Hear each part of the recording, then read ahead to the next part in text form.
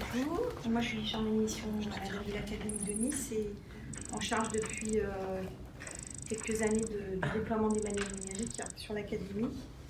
Donc voilà, l'essentiel de mon activité à moi, ça se concentre sur le déploiement des manuels dans les établissements, en sachant qu'on a une académie où il y a 2 départements, un qui utilise les ENT, un qui n'utilise pas les ENT.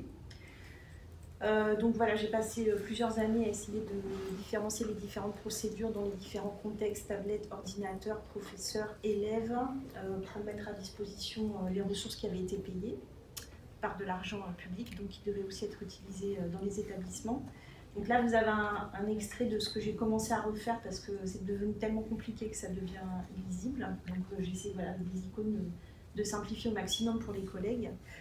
Toutes les ressources que nous présentons en fait dans l'académie, BRNE, EduTech et Myriel, j'ai des collègues qui sont aussi sur ces dossiers-là pour qu'on soit un peu déchargé parce qu'on a quand même des systèmes assez différents sur les 2 départements. Donc chaque année, on organise un séminaire référent numérique sur le département des Alpes-Maritimes Collège, un séminaire pour les référents du Var et un séminaire pour les lycées. Et donc on leur présente toutes les ressources qui sont disponibles pour qu'ensuite ils les déploient en académie.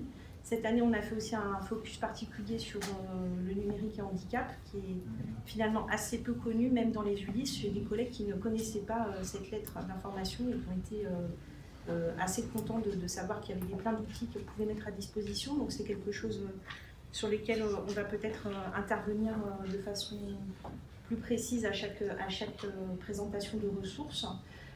Et enfin, on essaye aussi d'accompagner sur l'utilité, la différenciation, aussi pédagogique, comment essayer d'adapter le plus possible les ressources aux difficultés qu'on rencontre avec beaucoup de mise en place de plans particuliers d'accompagnement des élèves, et toutes les ressources numériques constituent donc un important réservoir pour accompagner ces élèves et les enseignants qui les ont en charge. Voilà. Merci.